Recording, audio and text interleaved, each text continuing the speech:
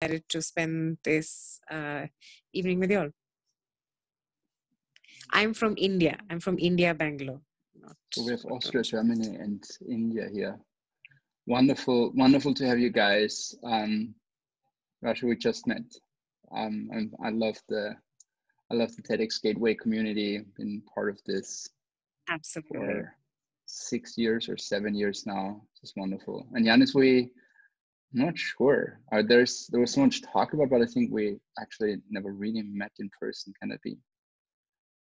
Hit me if I'm wrong. Yanis, I'm trying. Yeah. So sorry. I have some difficulties with the settings of Zoom. I have no clue what's wrong today. But sometimes the microphone switches itself off, and I have a pop-up message saying that it's kind of resetting to another microphone, whatever. Can you repeat your question, please? I said, I think we have not met in person. Can that be the case? I know that there's been a lot of trying to meet, but unfortunately not. I think we barely missed each other during the last TEDx Klagenfurt event. Yeah. So I think this is where your name is quite familiar from, and also what you're capable of. I had quite some contact with Marco during the last couple of years. Nice. And so looking forward to learn and hear more from you. A lot of familiarity in the room. It's a TEDx communities meeting. So I'm here in the power of muting and unmuting you. So you don't have to take care of this. I'm just muting you as we go. And of course, if you want to say something, you can unmute yourself. I just want to jump into this. So this is me. You know me, guys. I'm a 1972 guy. Generation X is the term that's been retrograde defined for the kids who grew up in the 80s. There was no term for that. I worked for advertising business until it stopped being exciting. And then I stumbled across TED, where it started being, TED's been exciting from day one, but with the TEDx community. And I don't have to share that. I don't have to sell this to you. It's just a different beast. And it was just wonderful. I've been global TEDx ambassador for 7 years. Everything that I do today can be related back to that time that I was working with TED and the TEDx community. So I'm very grateful of what happened here. And I guess I'm not the only one whose life has changed completely, ignited to everything, or domino affected through everything that once can be related back to some activity or some involvement with a TEDx event or with the TEDx community. I want to talk about social intelligence in this curriculums with it's actually a 4 sessions thing.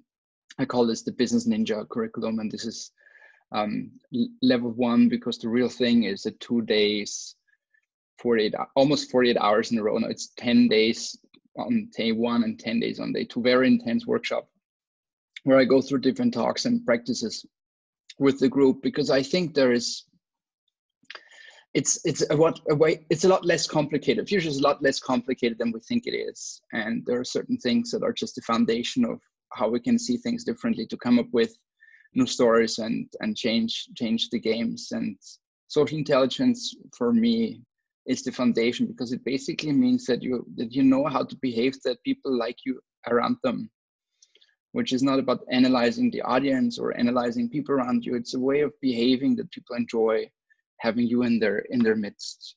And this is where I'm going to go into. I don't want to miss giving credits to the organization called Jaunty. They're San Francisco based, and they've inspired me with their 7 skills of social intelligence. And a lot of what I'm sharing here with you today is has their ingredients, has their inspiration at what they've shared. And I just spread the message because I think it's hugely important. And Masarat hasn't even seen that we're online. I fear that she also thinks that we're in summertime issue. That this winter time, summertime, or daylight saving time is such a weird thing, and I can't wait until they stop doing this. But today, I had a previous call and they said CT, so I took it as 4.5 hours. But yeah, Yeah. Glad that you made it. I hope that Masarat will later join, or as I said, I will share the webinar, the recording of the webinar with her. So Nasrat, even if you watch this from the recording, we're already with you and thinking of you, and I hope you enjoy the recording. To start from here, let's jump right into this.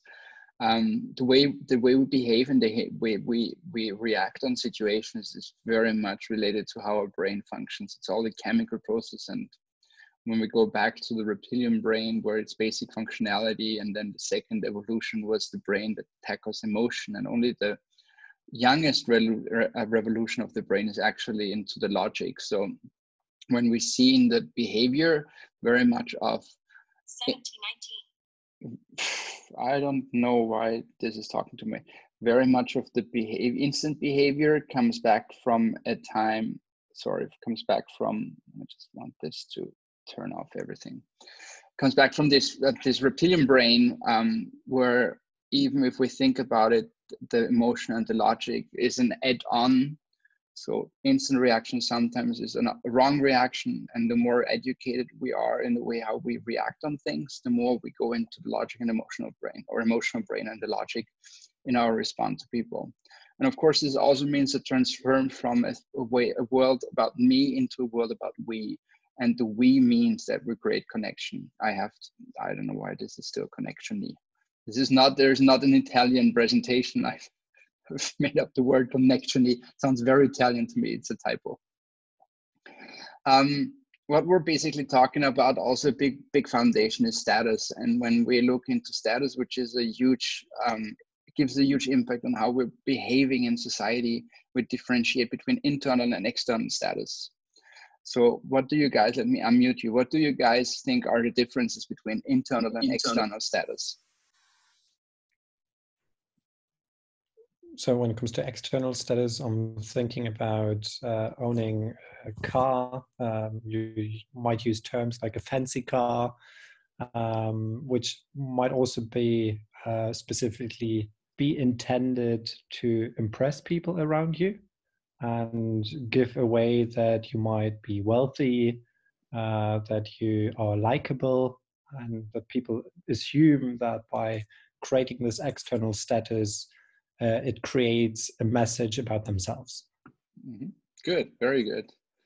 Rashi, what would you add to this? Or Yanis, how about internal status? What would you add to the internal status? The external status, I agree with most of the things that Yanis said. It's more about the way you project yourself, and it's also intended for an audience that does not look beyond the eye. I mean, everyone's not like us who believes in depth and philosophy and likes having conversations about neuroscience that we are at the moment and trying to intersect it and how it's related. And it works very well in India, actually. Status and external stimuli, like owning a car and having a certain image, has actually been very beneficial because it helps people getting clients. It helps people with a lot of things. It's hilarious, but it works very well in our cultural context. Maybe things are changing, but you also have minimalism is still something that's catching up as a cultural and social aspect. What was your question for the other one? You said internal status. I think internal status for me is to make peace with yourself. Okay. Nice. To make peace with whatever you're doing, you're absolutely fine with whatever you're doing, and understand, trust the process, and take your time to do it. You're not in a hurry. You're not competing with somebody. Everything is not going to get done in a jiffy, like the way people say it is. And I think also too much of stimuli, like too much of seeing other people live through different mediums. Like, for example, and one way to also deceive you is through all the social media handles that you have at the moment.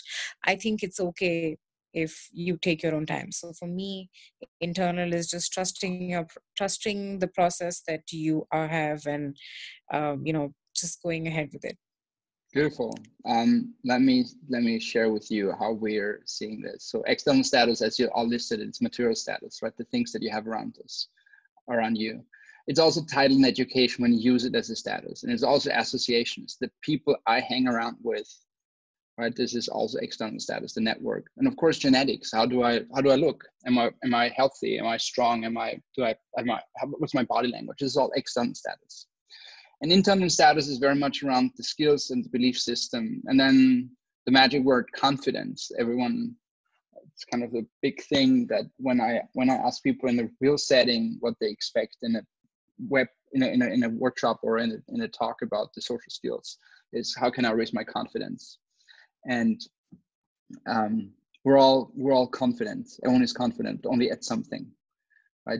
There's always something that you're confident, something you're not confident. I try to compare it with the this big conversation about leaving comfort zones, right? It's like there's always like, leave your comfort zone. If you don't leave your comfort zone, you're not moving on. And I think this is only half of the truth, because there's not only one comfort zone. And Lexi Alford at the TEDx Klagenfurt event, so Janis, you might have heard her, she distinguishes between the physical and the emotional and the spiritual comfort zone, which I think is very smart, because when you say, okay, I need to leave my comfort zone, and you ask yourself, which comfort zone do I actually have to leave? It makes it a lot clearer for you where you're good at, where you're confident at, and where you need to work on yourself to even improve. So confidence can be actually find a definition, and that would be getting as close as possible in mastering a skill, getting as close as possible at being really good at something.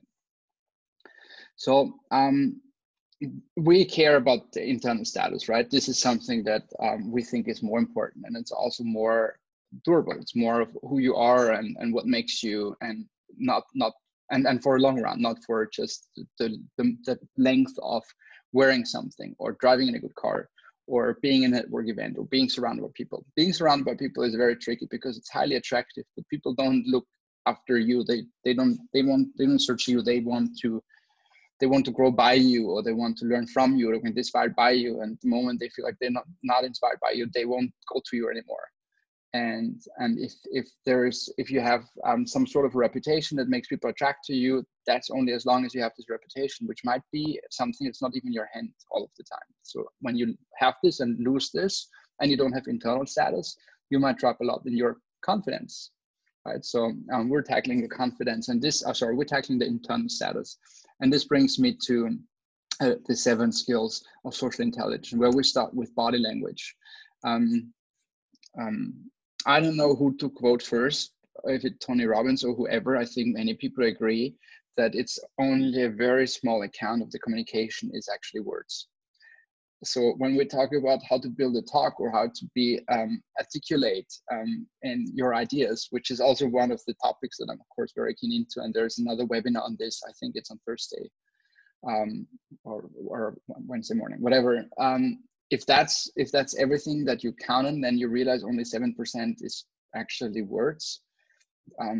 It's very important. How did 93% look like? How do you enter a room? How does your body support you? How do you look into someone's face, eyes when you're having a conversation? How do you approach a bar, a restaurant, or a place for events? How do you approach people?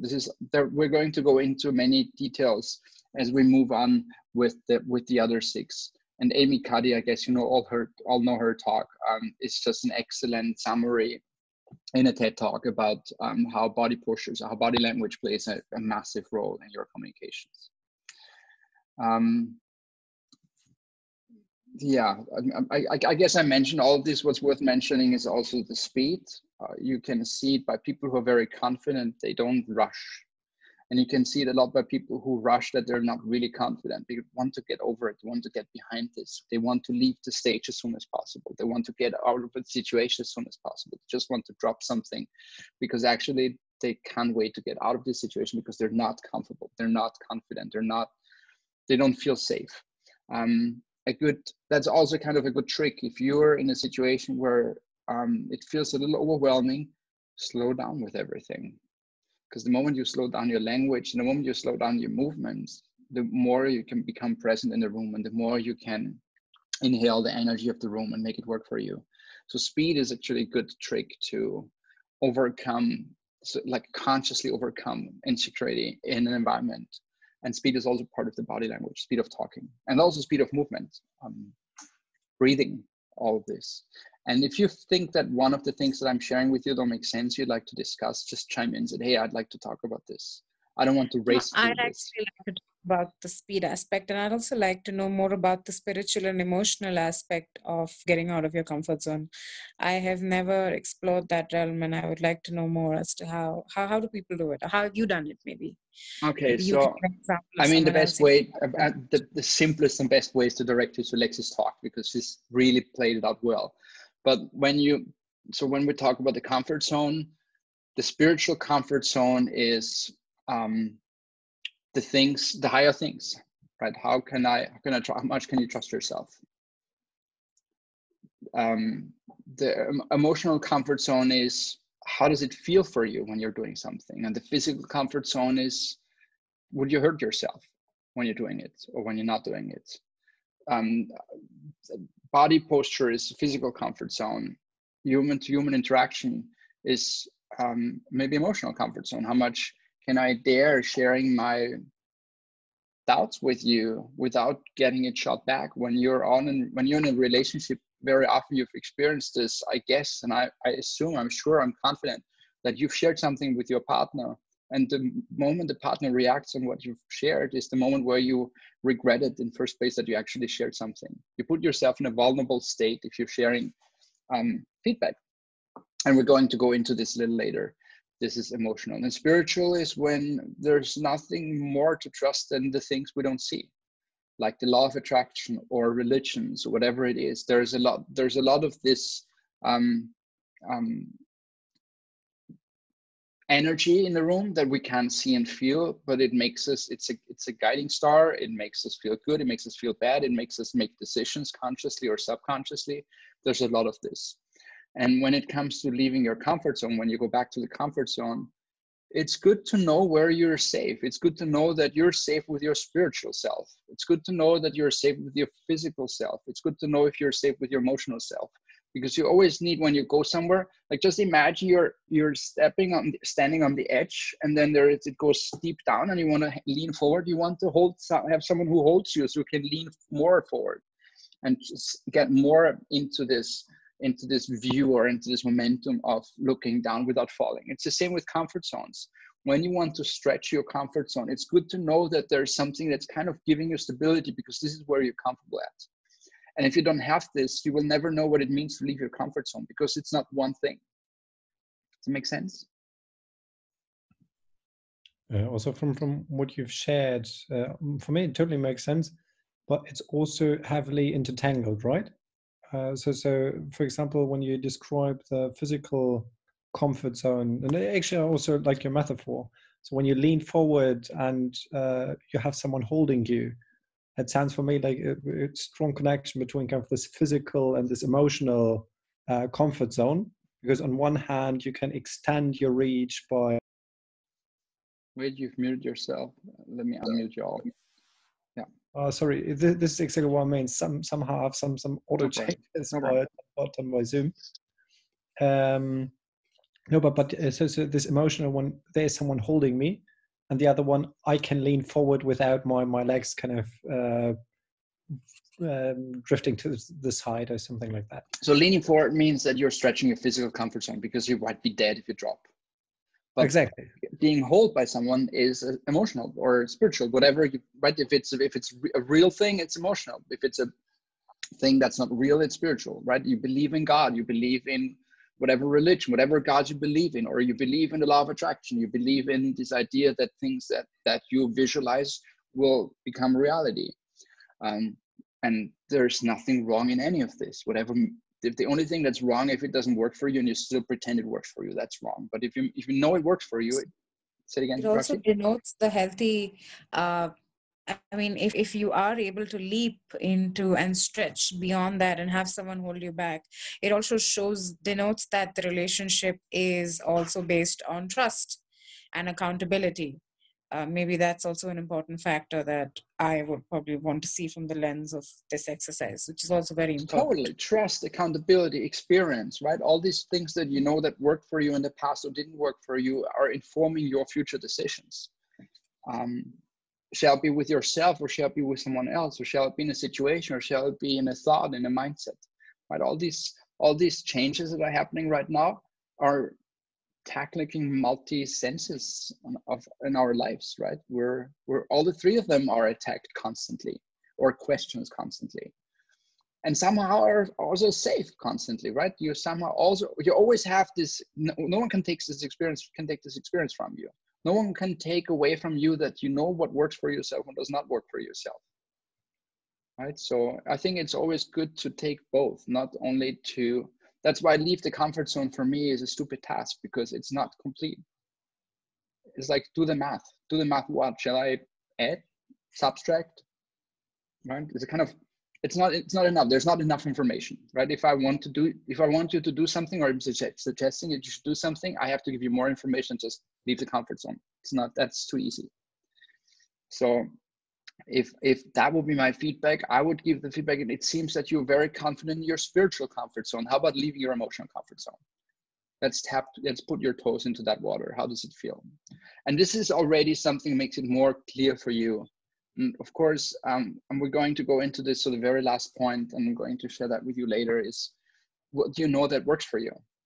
And what you know that works for you is a subject of experience, but also a constant reflection of yourself. And I'm going to share that with you later on. Makes sense so far for you guys? Good. So let's move on. It's a complicated process to reach there, wherever this person is. Yes, this is not a switch. This is not a switch and the light is on. This is the only switch part is that you make a decision, that you're conscious about this, and then you move with this information, and whatever works for you, take, whatever doesn't work for you, drop. But this is a process, definitely. Also, is there a point to reach? I mean, when I think about kind of comfort zones, for me, it's never kind of this final goal which you can reach. It's always kind of stretching, and there's always kind of the next hill you can climb.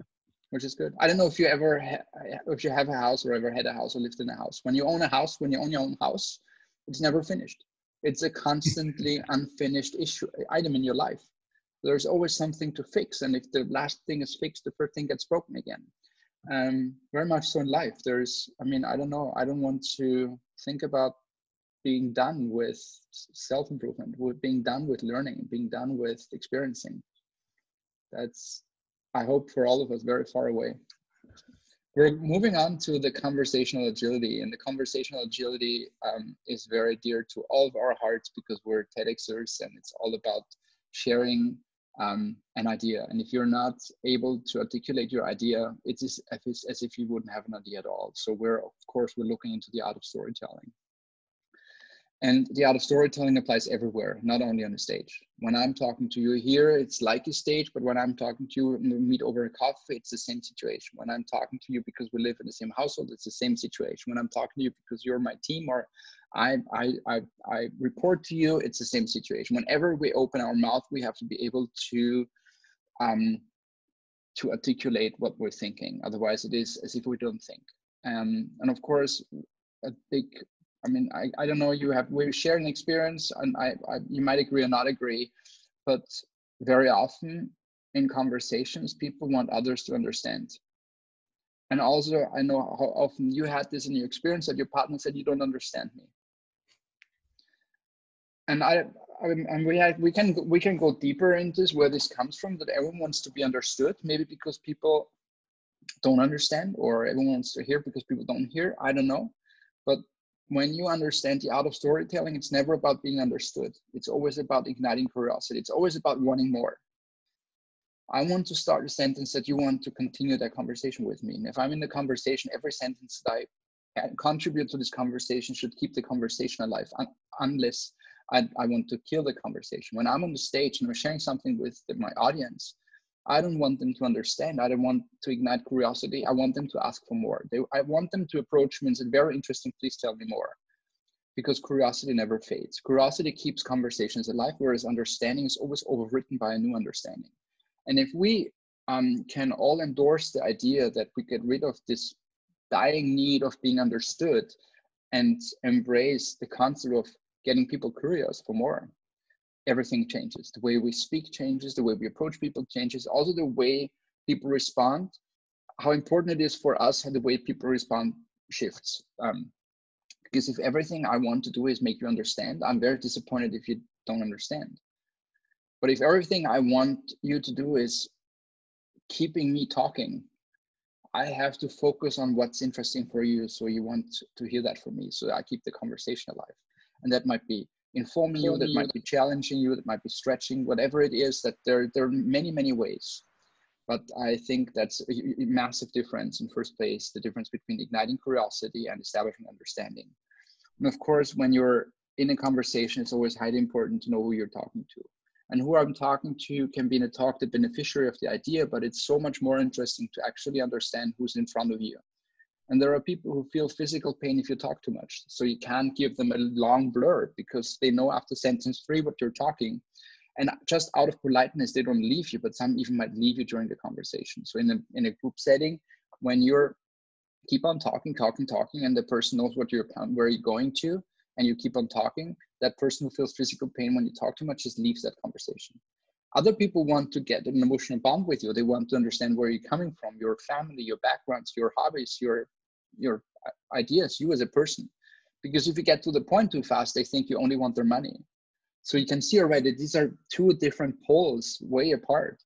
And then there's an audience who wants to understand the process. They don't want to hear you hear about your family and your kids and your hobbies and your sports and your weekends. They want to understand the process.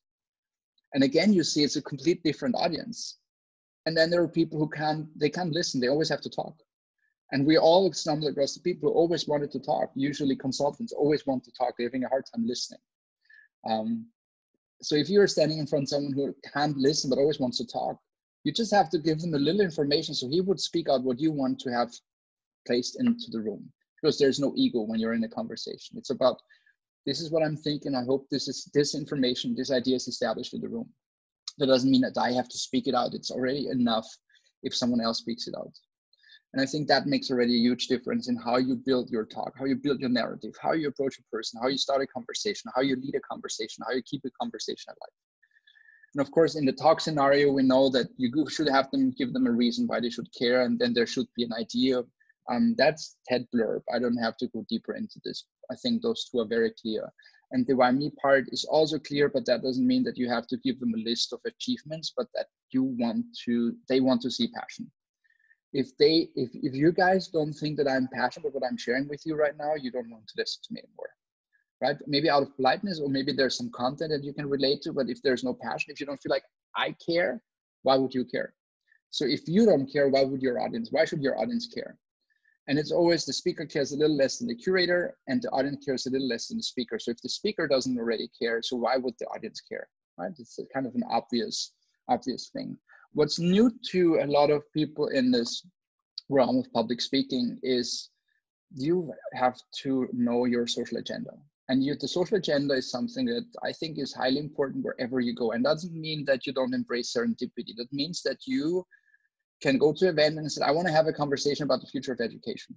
And then you can trust it will happen, that you will have this conversation. Or I want to go home with 5 business cards. So you will have a lot of short conversations because you want to have 5 contacts that you can follow up with next day, because the conference per se is not relevant for you. It's about who you meet there. That's a social agenda. When you go on the stage, you should also have a social agenda. Why am I giving this talk? Why am I sharing this idea? What do I want my audience to react? If you don't have an answer to that question, there's no reason why you should be on the stage. I have been invited to speak is never a valid reason to speak on the stage. I want to share this. I want to have 5 people approaching me. I want to have, 5 posts on Facebook about my talk, whatever it is.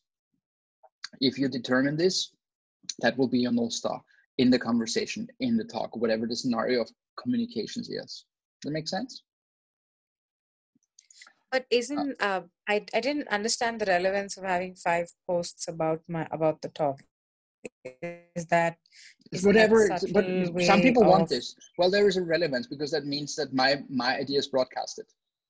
So if you want your idea to be broadcasted, and if just go into this example, I want 5 posts about my talk. What you have to do is you have to give some tweetable short sentences. You have to put them in your talk so people will tweet and post them, right? Like what you did with TEDx Gateway. Yeah, it's easy to put it in context. Yeah, it is. Yeah. So if there's something that people can extract from your talk and you want this to happen, you have to give this to them.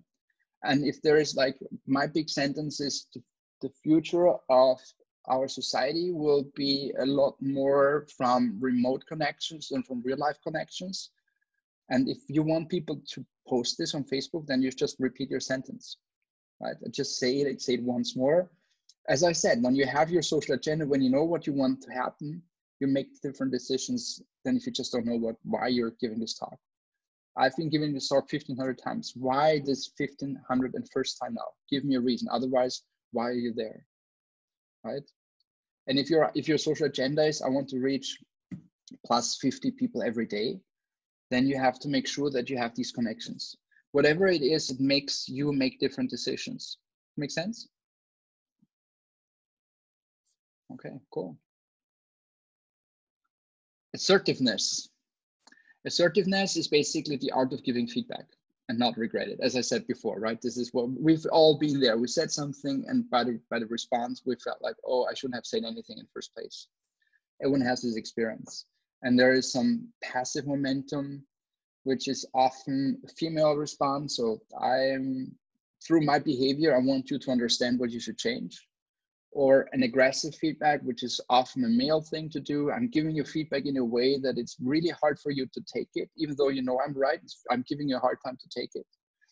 Or passive aggressive, I guess we all also know this. So I'm talking about Rashi to Yanis. So I'm not even talking to you, but you're in the room. There's many ways of being passive aggressive. No one really likes it. These are the ways that you should not give feedback. So we're talking about assertiveness, and assertiveness basically means that you know how important it is for you, but not more and not less. If it's not important for you, why give feedback? And if it's too important for you, you will not find the right words because you're emotional, you're biased, you're attached to it. So you have to find yourself in a way, and that's the superpower of abundance. And you can't pretend not to care if you really care, but you can do things like, how important will that be for me in 6 months from today? Will I even know? Or how important will that be if I meet 5 other people tomorrow and I'm having a conversation with these 5 other people? Will it be equally important? Whatever the situation is, the topic is, the scenario is, you can put yourself in a position of emotional distance and figure out if it's still important for you. And very often it will probably not be that important for you anymore. And then you find, how would you say the same thing if a friend would share that to you? How would be the advice to your friend? How to respond, how to put it, how to phrase it? And of course, there's many ways of doing this. This is just one example of giving feedback. So, hey, Yanni, I don't know if this is your intention or not, but when you, I don't know, roll your eyes while I'm talking, it makes me feel like talking stupid. What can we do about it?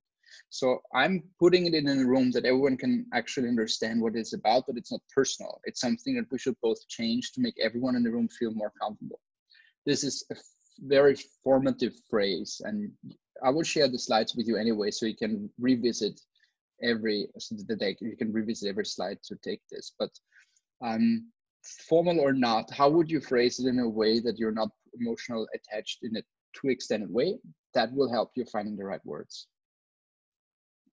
I had a question. So yes. Are you saying that one emotionally attaches in general when it comes to giving feedback, or it's just that if you want to be successful at being socially intelligent, you have to emotionally attach yourself from conversations? No, if you detach yourself emotionally from conversations, you become arrogant because you don't care, and everyone in the room will feel you don't care. So you have to find this tightrope between caring but not caring too much. Right? It's important I'm doing this because I care about the topic and I want you to understand, because I think there's something I can give to you. Even though you might have heard all the 7 skills of social intelligence before, it might be new to have them wrapped up like this in such a package. And I'm passionate about this, so I want you to do this. If I wanted too much, I would be highly disappointed if it doesn't happen. It's just an offer, right? And whenever you understand every form of feedback is just an offer, you're doing yourself a favor, and you find the right words for the other person to take it. Because if you can't find the right words, if I can't find the right words to give you guys feedback, that feedback will never arrive, never hit home, right? It will be hard for you to take it, will be hard for you to understand it, and you will have an opinion towards it and throw it back at me. And that's what happens in relationships all of the time. Okay.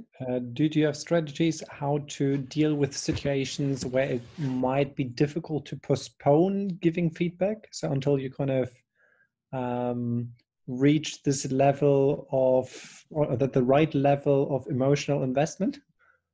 So very often this should be the case. Very often we should get the permission.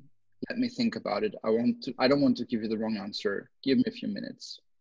Very often this must be true. If there's really no way that you can get this 5 minutes and you need to react right now, I would go back to the very beginning where I spoke about the status. Be slow. Be very slow with understanding, taking it in, formulating your feedback. Also, if I give feedback to you and my voice is calm and slow, I'm giving you time to actually understand what I'm saying and not taking every word against you. Make sense? Which is why you think that maybe most of how would you explain a terribly written email when it comes to feedback? Like, is it always better to speak to the person and then have it on email? Because you can't take something like that back, right? Yeah. So email is dangerous, right? Because a written word is a written word, and the written word can become toxic. So what I suggest with written feedback is write it down right away, but don't send it, and revisit it next day. No one can force you to answer right away, or revisit in an hour. The more time you give yourself to revisit your own words, because you need to get the energy out of your body. So write what you think, but don't send it. And then when you revisit your own words, you might. You mean the when you say energy, do you mean it in a negative connotation? Yeah, because positive, there's nothing wrong with positive feedback. But when you give negative feedback, you're probably in a tense energy, in a tense state. So you don't have the energy. I like how you said energy and you didn't say when you're angry. I like the usage of words that you just had. It's interesting. Yeah, there's good energy as well, but this time I'm talking about the bad energy, because you will never find the wrong words for positive feedback. That's my promise. You will always find the right words for positive feedback. You will always be charming and nice and friendly, and everyone would love it. But for negative feedback, there is emotion behind. And if you send a negative feedback right now, very often you realize that I don't even want to give feedback because it's not so important, and it just makes it just creates bad vibes.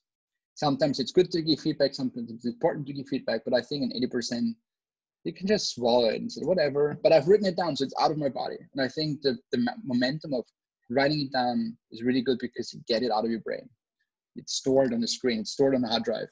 But don't send it, because then it's in someone else's life, and that might be too soon.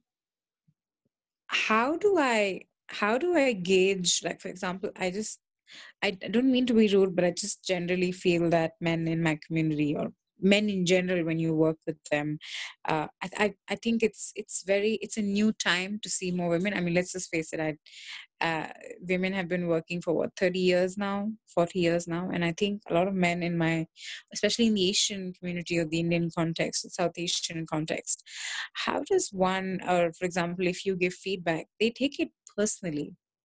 How do you gauge that this person is going to take my feedback personally and it's going to bite me personally? Like, people take things very personally these days, especially now.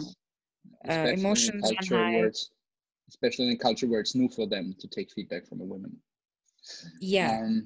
Yeah, and I don't think that there is a one answer fits all situations, but I think what always works well is when you play their game, right? When you understand what works for them and what language works for them, and you play their game, but be calm with it, right? The only difference is you're not emotional. You don't yell at them, right?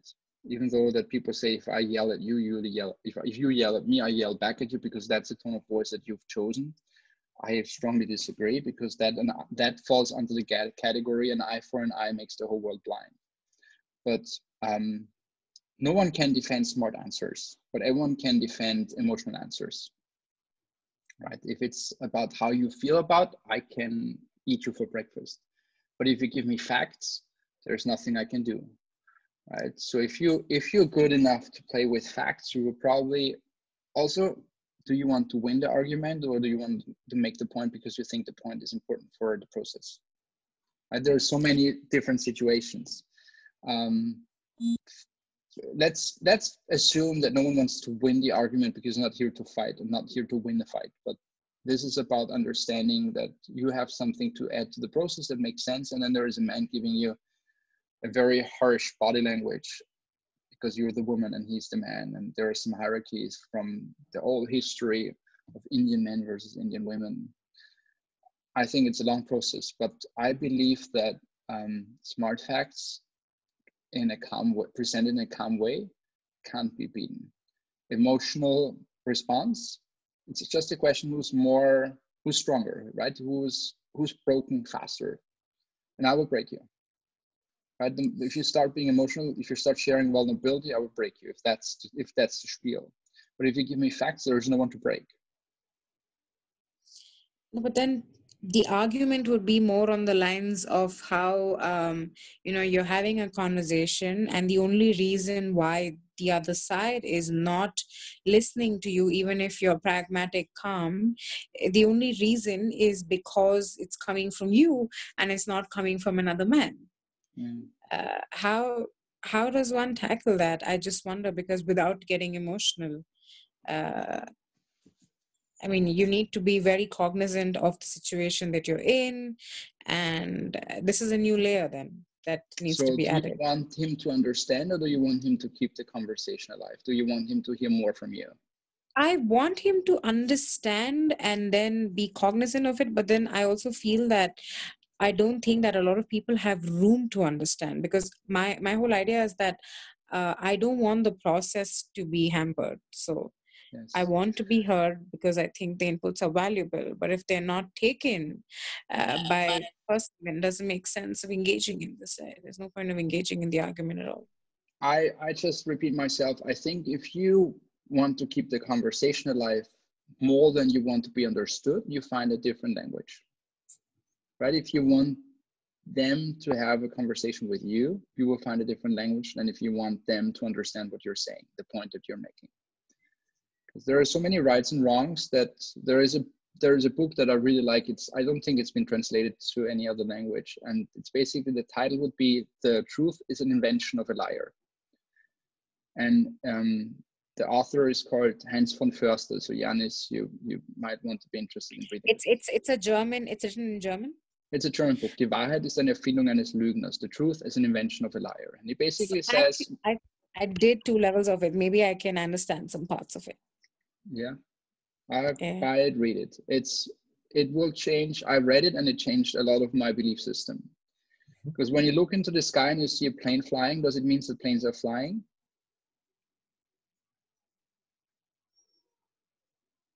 I'm asking you. Look in the sky and you see a plane flying in the sky. Does it mean that planes are flying?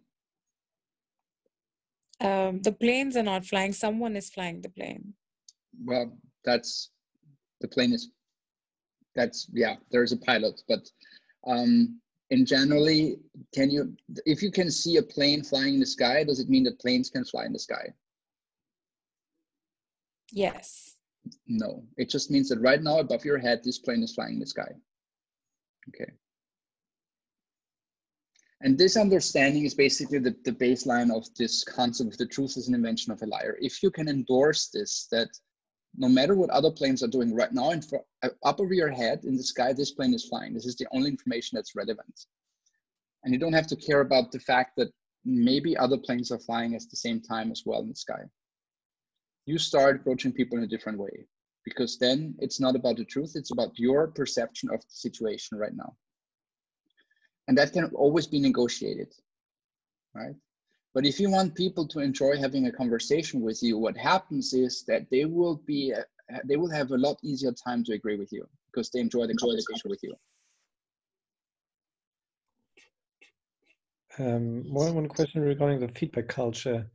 Could it, because when coming back to conversational agility, to adjusting the feedback by adding some storytelling elements to it, to making it to some extent more curiosity driven, so that when you're giving the feedback, it might not, it might neither be kind of all emotional, it might neither be all facts, but rather something that people can relate to due to the good story being told.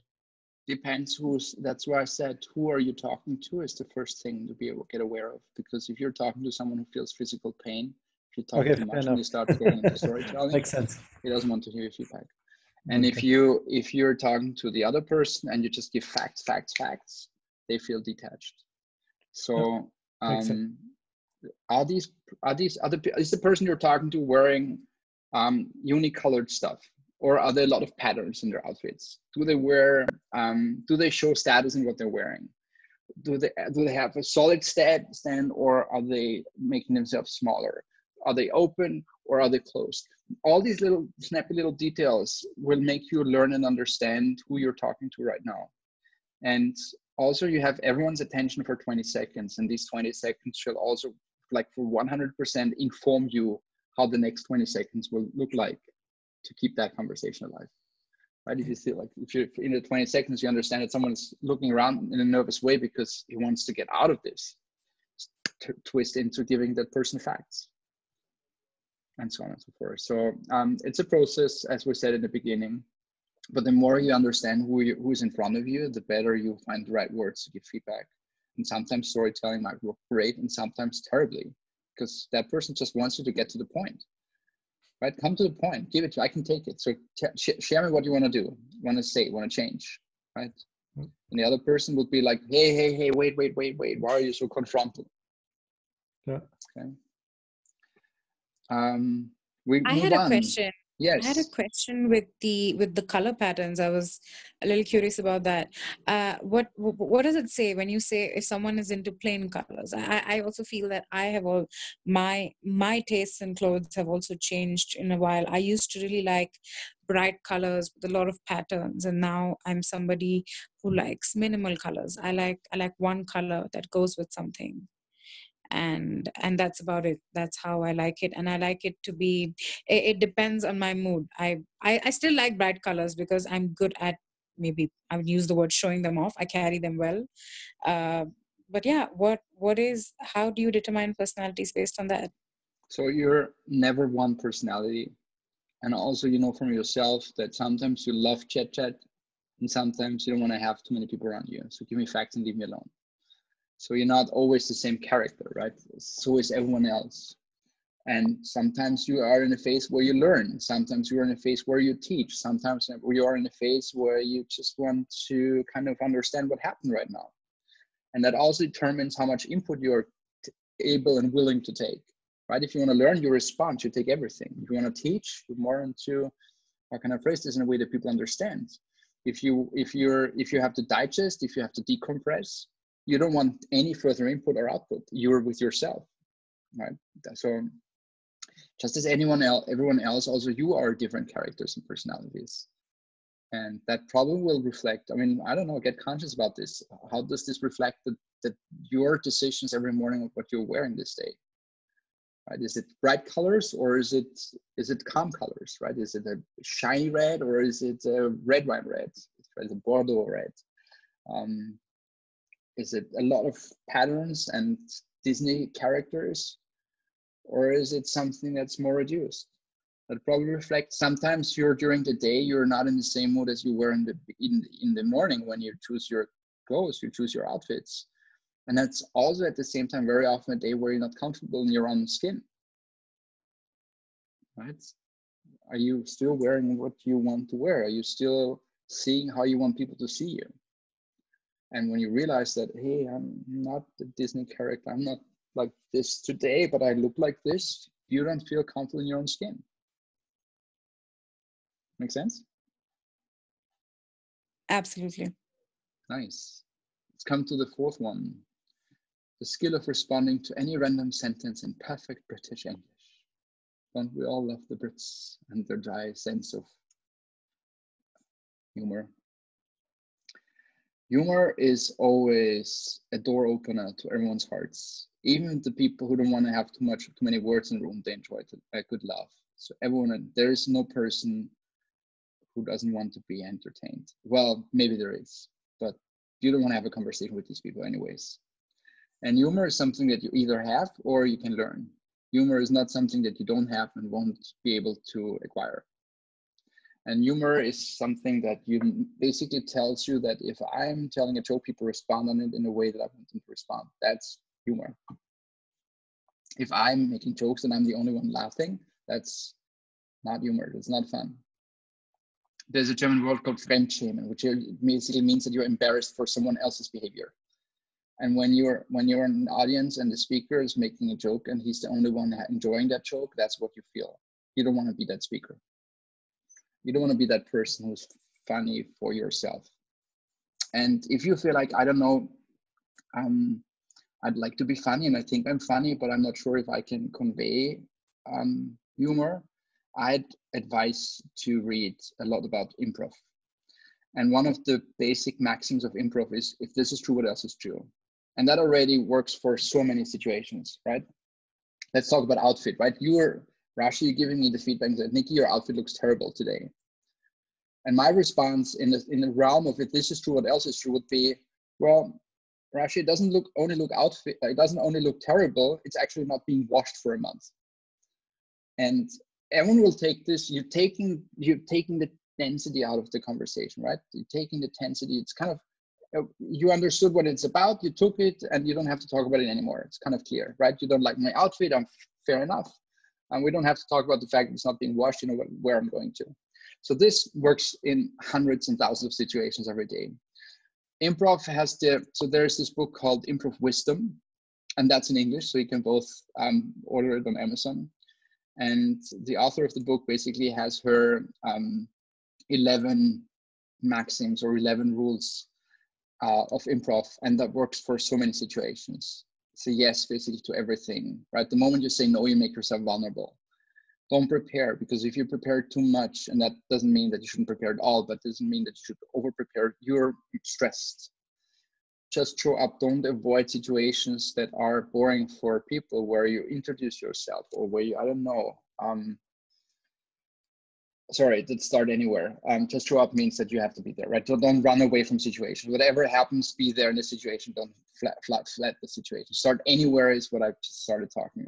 I mean, I guess you've been there when someone went on the stage and the host just introduced him, said, next speaker is Nikki, and I go on the stage and said, hi, I'm Nikki. That's not necessary, right? You can inform all your speakers that they don't have to do this because they've been introduced already. The perfect talk is when the audience feels like, okay, he must have started to talk when he was backstage, because I feel like I'm in the middle of his talk already. This pulls you into the situation. So that also reflects standard conversation. Basically means don't build a stage for everything that you're mentioning, just go into this. The average basically means like, don't be a pro. That means be tangible, pay attention, and face the facts is something that comes together very strong. Pay attention basically means that you should be a sponge all the time. Every situation has something in it that you can take into something funny, or into something that informs you. Stay on course means you shouldn't meander. Wake up to the gifts. As I said before, everything that happens can be a gift. A tough question can be a gift. If someone in the audience stands up and leaves, can be a gift, right? If you feel like the first row is sleeping, this can be a gift, right? You can make a good joke out of this. Making mistakes is a nice thing. Acting now goes together with just show up, and take care of each other is something that I always feel like is important. When you care about people and you want to be friendly to people, you don't want to win a war, you don't want to break anyone, you don't want to be sarcastic, you find different language. But whatever happens, whatever you're in, enjoy the ride. Don't make anyone feel like you hate it. Don't make yourself feel like you're hated, because you either enjoy it or you change it. And when you're on stage and you speak in front of people, when you're in a group and you speak to people, when you're together and you're enjoying it and you make everything that needs to be done to enjoy it, the level of joy goes higher for everyone involved. But it's a race on the surface. I really recommend the book. It's called Improv Wisdom. It's a really nice book. And it's just 200 pages or so. It's basically an afternoon read. Did you mind if you can write the recommendations down, or is it because, especially the German one, I really want to read that German book and this one. I would really Yes. love it. Write that down.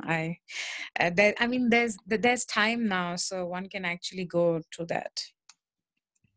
Yeah, I can also paste the links in here. I already found those two. Yeah, you can just paste them here and we can just copy them. Yeah, I a little later I can go to, and I can also email you to the links here. I don't have them at hand. So you would recommend people also learning improv? I've always wanted to do that. Yes. Actually learn improv to be more spontaneous. I feel that I'm emotionally very, very it might not seem that way. Maybe I'm good at concealing it, but I'm normally emotionally very, very detached to a lot of things because I'm overtly passionate. So I emotionally, consciously try to detach myself. But I'm also somebody who'd like to be more spontaneous in general with life and just change the way maybe I go with it. I take things a bit too seriously. I've realized that it's not worth it anymore. There is a Facebook group, I think it's called Improv Stanford. That's from her, same author. There are so many tutorials on YouTube about improv. I'm sure that there is a masterclass. I would just watch all of this. This is all free material because it doesn't only educate you on humor, it also educates you on leadership, and it also educates on how you actually react as a rational, like understand yourself a little better. Because if you're overexcited and you put yourself in a state of being non-excited, you're missing out the fun, right? It's nice to be excited, but still in this mode of being excited or passionate or emotional, coming across in a articulate way is the best for everyone, right? You're still fun. You can still have all these emotions. You can allow yourself to be emotional, but you still know how to convey the message. And I think that's the important part. Yes, makes sense so far. Makes a lot of sense. And you said Improv Stanford, you said? Yeah, I think the Facebook group is called Improv Stanford. Let me search Stanford that. University. Yes, let me check that for a second. No, I just went back on Facebook. I'm checking that. These are some lovely recommendations, really. Let me see. Stanford Improv. No, they're just. To be honest, I don't find it right now. I will look into this a little later and share it with you because it's also in the book. So if you find the author and Stanford Improv, you will probably also find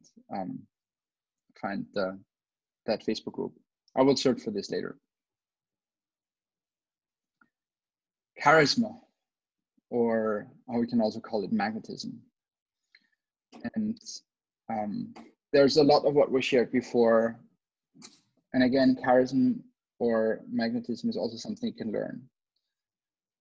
Everyone wants to be a charismatic person, right? Because this feels like they're the social dynamos. Everyone attracts to them. And it's very much how they can articulate. It's very much how they can, how they move, how they act. If they're sexual present, everyone attracts to sexual present people. Touch is something that works, but it's difficult, not only in a time where you shouldn't touch anyone, but also in a time where touch can be sensitive with man-female interaction. Be conscious about this and very sensitive about it. But touch basically means that you build a connection. And when you shake someone's hand and you hold the arm, that's already a closer connection if you just kind of unconsciously shake someone's hands. Orienting body and head towards each other. When I'm talking like this.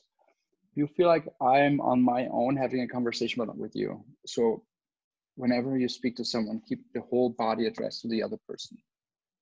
And goodwill basically means that it's about being nice. It's about offering. It's about, I want you to have a good time here with me. So I want to give you a good time. I want to be warm and human and emotional where it makes sense, and bear with you and not just press this through and race this through.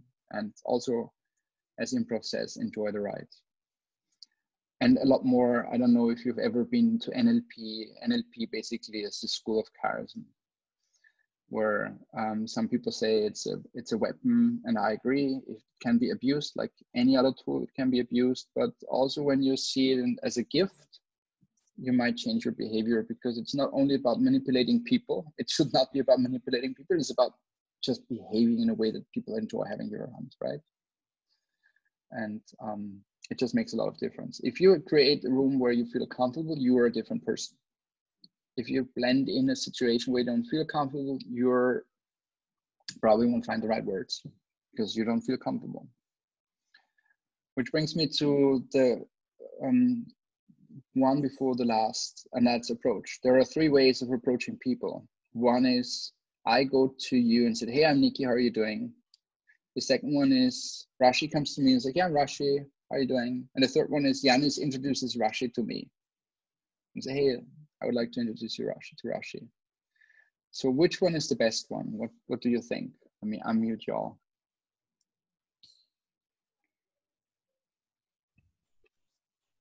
Which one of the three is the You best gave one? 3 scenarios where I introduced myself, you introduced yourself to me, and the third one is, and so I'm the subject, right? I'm Yes. introducing myself. I think Yanis introducing me to you might make more sense, because you and Yanis have a relationship already, and if he is introducing me to you, he's also kind of extending his integrity and his relationship that he has with you. So I think Yanis introducing me to you makes the most sense in this. Okay. It's always better. I would have said it depends on your social agenda. Also nice. So let me,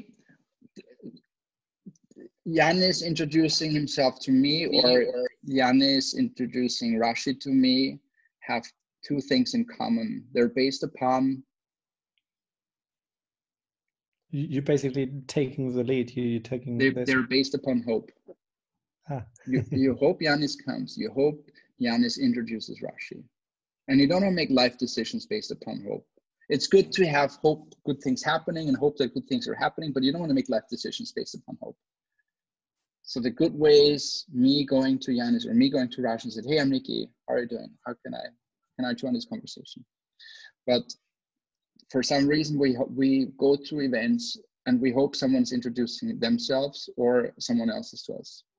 Even though that everyone wants to go to a conference to meet people. So I've never met anyone who went to a conference with the strong wish not to meet anyone or not to have a conversation with anyone.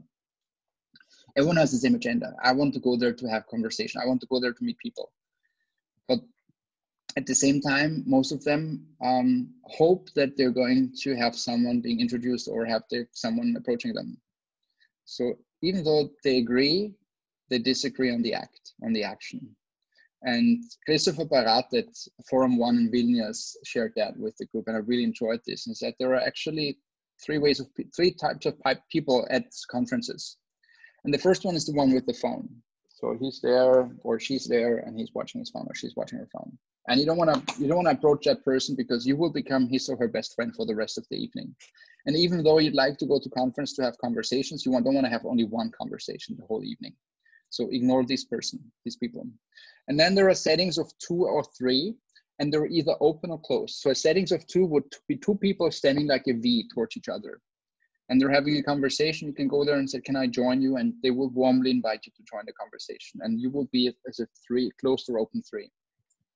Whereas a closed 2 people are standing facing each other. They're having a conversation where not a third person, there's no space for a third person. So if you come and approach them and say, hey, can I join you? Out of politeness, they will say yes. But they won't even realize that you're leaving the conversation again. That will feel so bad for you that the evening is done. And you don't want to put yourself in a situation where you feel like, oh shit, I should go home now. And the same goes with 3 people, right? There are 3 people who stand like this, so you can join them as a 4th person. And there are 3 people who stand like this, so there's no room for the 3rd person. So you won't approach them. And it's interesting, the phenomenon is really interesting, but when you go to an event with more than 20 or 30 people attending, you will see the person with the mobile phone and you will see open or closed 2s or 3s. And you don't want to join a conversation with more than 4 people, because it's never one conversation. It's always like separate conversations and some meandering of topics. So the best conversation events you have is with 3 people or 4 people as a setting. And they really stand like in a way that they would accept someone else to join the conversation. And when you try this out, you will realize how nice it is to actually go somewhere and be active and not hope for someone approaching you or being introduced. That's a little life hack.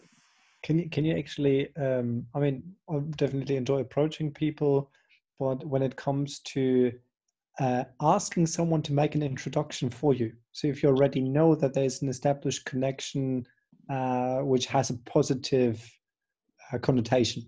Yeah, that's great. That's active. That's not a decision based upon hope. You're giving someone a task.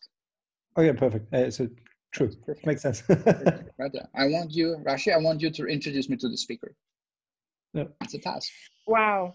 Oh, wow. Which one? So who do I create a speaker, or do I just introduce Yannis to you? Generally. Right? It's as if I ask someone to introduce me, that's a task. That's fine. That's me having control. This is not based upon hope. There's a clear task. And if someone is not able to do this, I'm asking someone else because I want to be introduced to that person. Yep. Okay. Okay. And if you don't know, you can ask the first person who can introduce me to the speaker. I want to have a conversation with him. Is there a way you prefer? So when it comes down to you actively asking for an introduction, is the introduction being considered better than approaching the person themselves, especially if it's kind of a well-known person or VIP, whatever? So the introduction is an endorsement. There's someone standing for you that you're not a bullshitter, otherwise he wouldn't introduce or she wouldn't introduce you.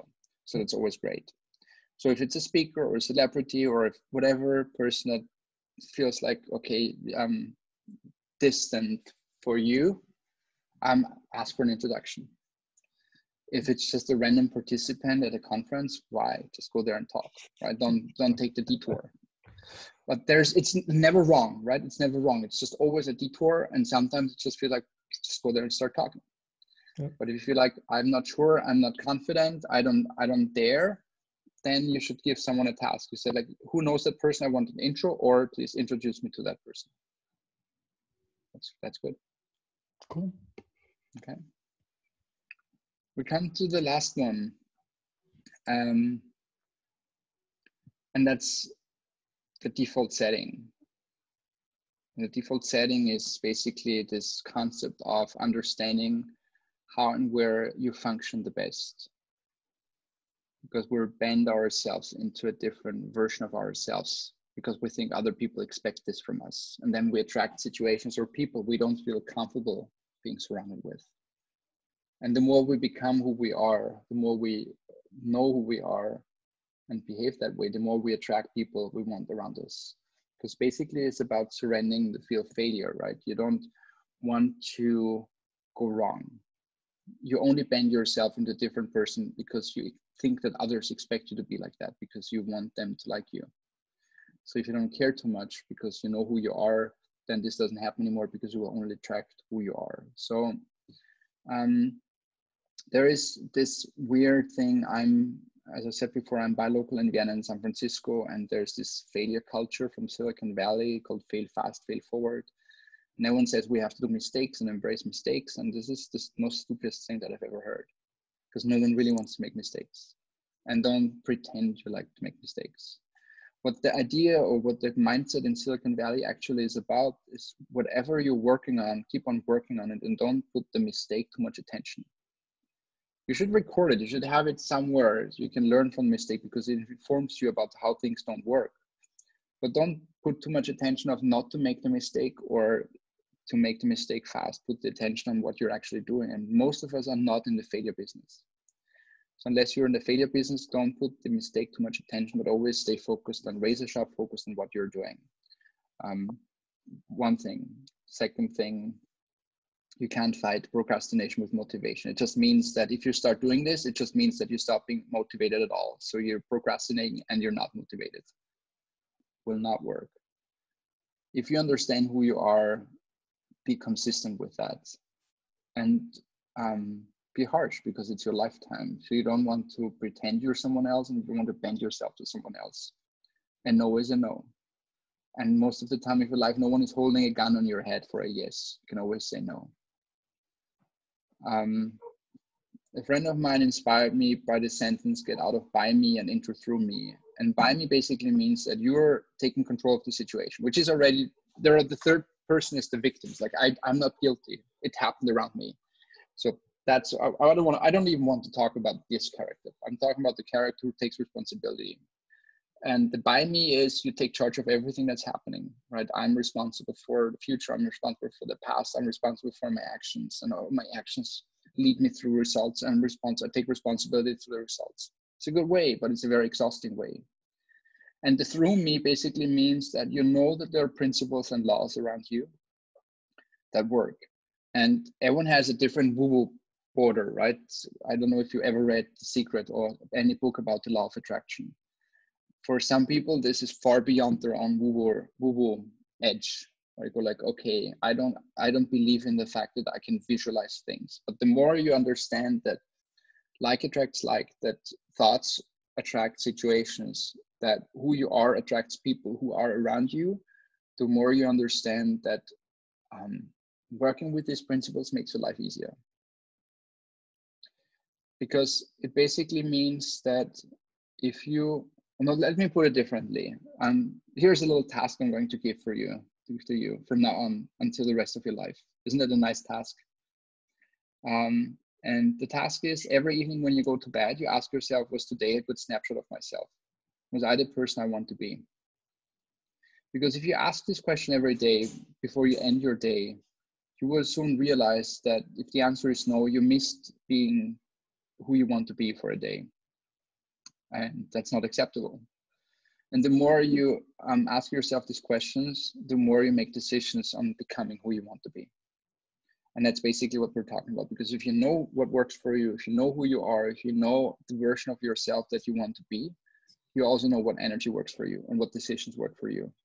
And you don't have to take responsibility for actions. You just know where you want to go, and the path there is always conscious and subconscious decision.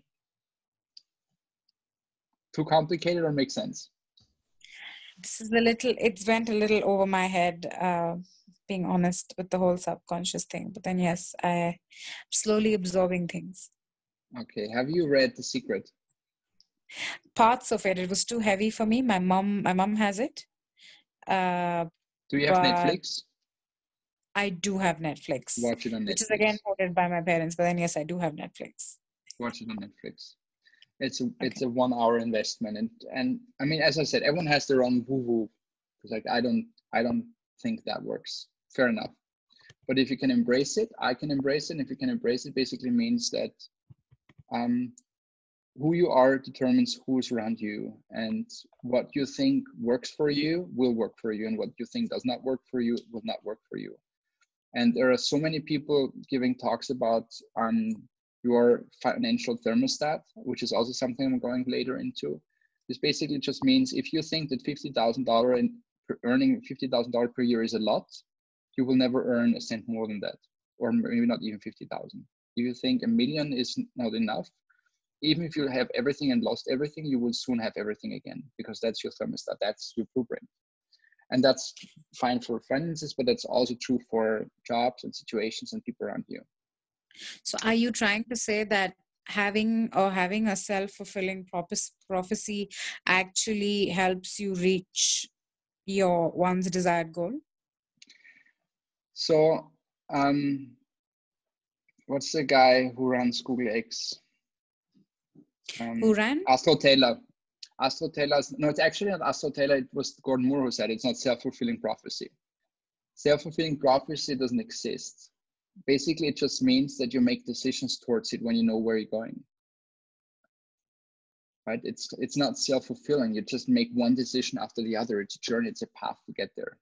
Self-fulfilling prophecy seems like the universe is taking care of it. No, the universe is not taking care of it. You are taking care of it. Right? But as you are taking care of it, things around you happen in a different way. It's still it's a strong concept, and it's hard to get into this. I would say The Secret is a good start. For some it's too American, and if you can get beyond this, there's a lot of really strong information in it. And if you don't want to read, watch it, and if you love reading it, read it. It's a good start into this. There are many others. The first one who went into this was Napoleon. It's not The Habit of Extremely Successful People. What was his name? Napoleon Hill. Napoleon Hill, yes. Basically, and that was, I think, 1930 something. But he's sharing the same story. Right? They're all sharing the same story. What was the name of it? Maybe Jan is yours, because if I switch, I don't see my slides anymore. Maybe you can see Napoleon Hill on Amazon as well. Yeah, I'm quickly going to check him out. I've one question, actually not related to this one, but rather to the conversational part and how to get out of a conversation, because you described the mobile phone guy when you approach him on a conference and then you're suddenly stuck with him because he's your best friend. And especially when you then join a new group, you kind of don't want kind of to be this harsh guy to say, hey, go away, leave me alone. There are many ways, right? You can always say, hey, so great meeting you, which is a code for I want to meet someone else now. Hey, so great meeting you. Wow. No, but it was so great meeting you on an email or a text is not, I want to meet someone else right now. Well, an email and text, you just stop responding. That's common perception that people just stop the conversation. I'm talking from real life interaction. Okay. And also something that always works is wait for him to put something where you can add what a great closing word. That's a thought I want to digest over.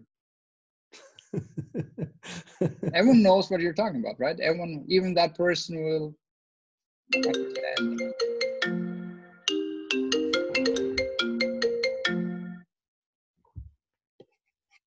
Guys, I'm really sorry. I just received a phone call, which I think I need to take just to overlay the audio. Is there anything? Actually, I'm going to call him back. Is there anything you still want to share with us right now? Yeah, let me finish because we're kind of 5 minutes from the end or 3 minutes. Okay, no, then I'm going to wait 5 minutes and then going to call back. Okay. So the second one is priority certainty over skills.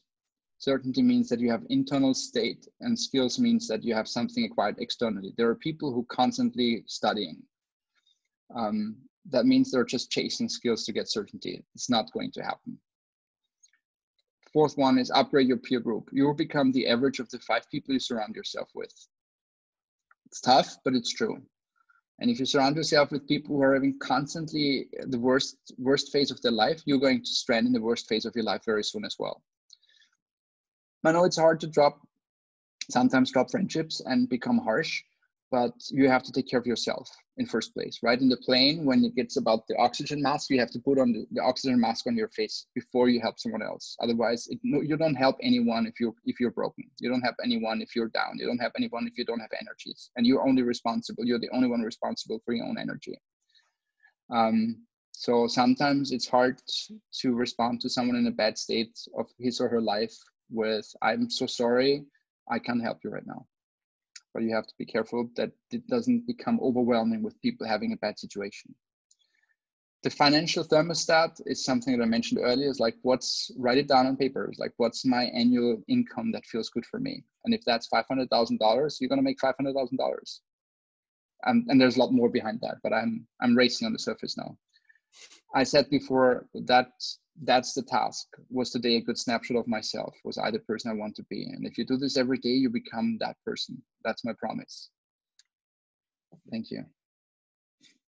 Well, not even 5 minutes.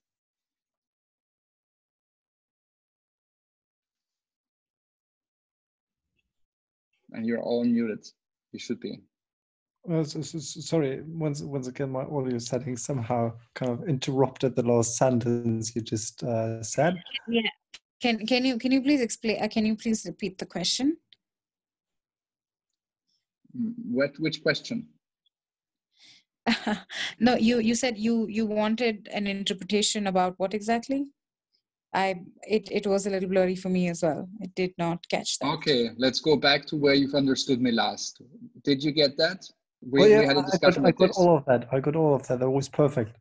Okay, so the question was, I hope you enjoyed it. Yeah, and exactly at that moment, kind of, I was about to, I just clicked away, kind of this pop-up picture.